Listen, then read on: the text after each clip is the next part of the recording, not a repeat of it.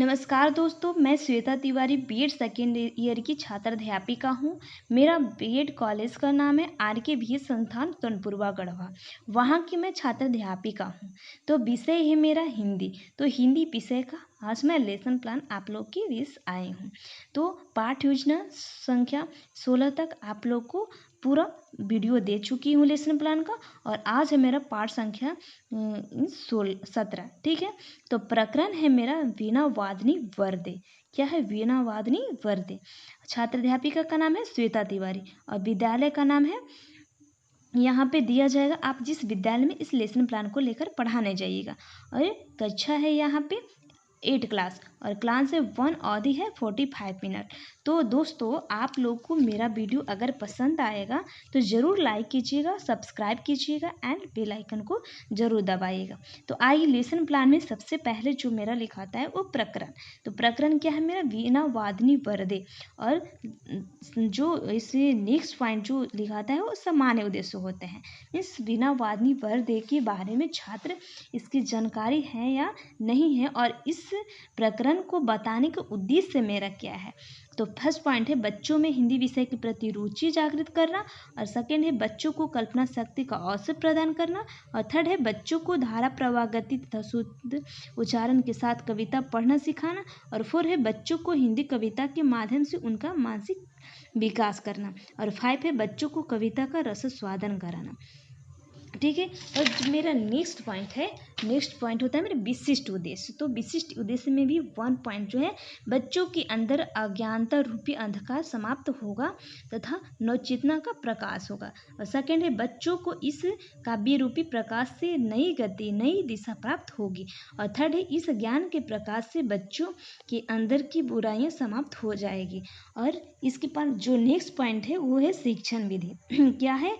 शिक्षण विधि। तो शिक्षण विधि में क्या है? प्रश्नोत्तर विधि, व्याख्या विधि, और सहायक सामग्री इसमें क्या होगी उपयोग? तो देवी सरस्वती के चित्र तथा अन्य कक्षा उपयोगी वस्तुएं। पूर्व ज्ञान में क्या है? बच्चे सरस्वती माता का ज्ञान की देवी मानते हैं तथा मनुष्य और जानवर के अंतर को जानते हैं। क्या है? यहाँ पे बच्चों जो हैं वो सरस्वती माता को के बारे में इनकी जानकारी प्राप्त करते हैं और मनुष्य और जानवर के अंतर को जानते हैं। प्रस्तावना। ठीक है, जो नेक्स्ट मेरा पॉइंट है प्रस्तावना में क्या है? क्रम संख्या, छात्र अध्यापिका कथन, छात्र कथन। तो छात्र अध्यापिका कथन में 1 है वो कौन सा ग्रह है जिसमें जीवधारी रहते हैं? तो पृथ्वी। और सेकंड है पृथ्वी पर सबसे जागरूक प्राणी कौन है? तो मनुष्य। और मनुष्य और जानवर में क्या अंतर है? तो यहाँ पे क्या है? ज्ञान की देवी किसे माना गया है? सरस्वती के पास शान है। और 5 है कोई एक सरस्वती की वंदना गीत बताओ। तो यहाँ बच्चे क्या रहते हैं? मौन रहते हैं। उद्देश्य कथन है कि उद्देश्य कथन में बच्चों आज हम लोग वीणा वादनी वर्दे नामक कविता का रस स्वादन करेंगे। इस कविता के रचयिता सूर्यकांत त्रिपाठी निराला हैं। इसका रचयिता कौन है? सूर्यकांत त्रिपाठी निराला। ठीक है, और आया नेक्स्ट पॉइंट मेरा, तो प्रस्तुतिकरण में यहाँ क्या लिखा है? वर्दे वीणा वादिनी वर्दे प्रिय स्वतंत्र स्व अमृत मंत्र भव भारत में भर दे काठ अंध उर की बंधन अस्तर वत जननी ज्योतिर्मय निर्झर कुलुप भेद तमहर आकाश भर जगमग जग कर दे नौ गति नौ लय ताल छंद नवल कंठ नौ जलत मंदुक नौ भवा की नौ विहम वृंद को नौ पर नौ स्वर दे। उसके बाद मेरा जो नेक्स्ट पॉइंट हो गया आदर्श वाचन। ठीक है, आदर्श वाचन में छात्र अध्यापक द्वारा उचित लय आरोह के साथ कविता का आदर्श वाचन किया जाएगा। अनुकरण वाचन कविता का अनुकरण वाचन कतिपय छात्रों के द्वारा करवाया जाएगा। और कठिन निवारण है।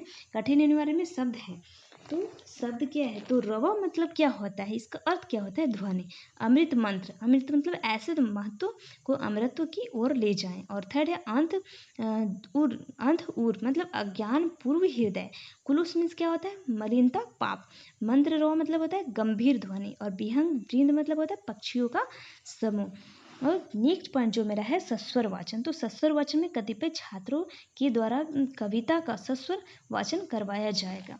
उसके बाद मेरा जो नेक्स्ट पॉइंट है भाव विश्लेषण। भाव विश्लेषण में छात्राध्यापक कथन, छात्र कथन। तो कवि माता सरस्वती से क्या मांग रहा है? तो वरदान मांग रहा है। वो क्या वरदान मांग रहा है? मौन। यहाँ का बच्चे क्या रहते हैं? मौन रहते हैं। व्याख्या है, हे देवी सरस्वती, आप बिना के तारों को झंकृत कर हमें वरदान दो। आप अमृत मंत्र के समान स्वतंत्रता प्राप्ति के नारों को समस्त भारत में भर दो।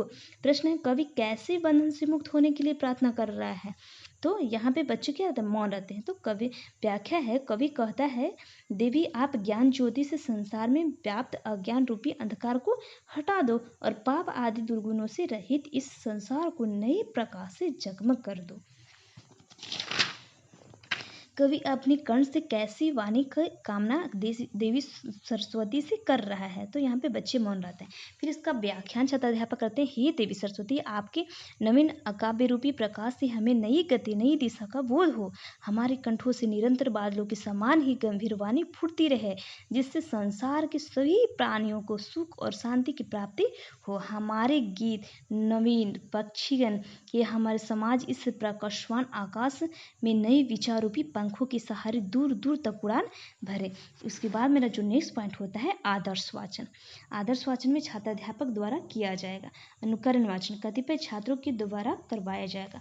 उसके बाद है मेरा मूल्यांकन प्रश्न। मूल्यांकन प्रश्न में ये देखिए थर्ड पॉइंट है, क्या है? उसके बाद मेरा जो है श्यामपट कार्य। श्यामपट कार्य में ये देख लीजिए निरीक्षण कार्य आया, निरीक्षण कार्य। तो निरीक्षण कार्य को इसको फिर लास्ट में क्या है? गृह कार्य। इस कविता को याद करके आना है। और यहाँ पे हो गया छात्राध्यापिका का हस्ताक्षर होगा, पर्यवेक्षक का हस्ताक्षर होगा और निरीक्षक का हस्ताक्षर। छात्राध्यापिका का हस्ताक्षर है श्वेता तिवारी। तो दोस्तों आप लोग को अगर मेरा वीडियो पसंद आया होगा तो ज़रूर लाइक कीजिएगा, सब्सक्राइब कीजिएगा एंड बेल आइकन दबाने नहीं भूलिएगा। आप लोग को मेरा वीडियो देखने के लिए बहुत बहुत धन्यवाद।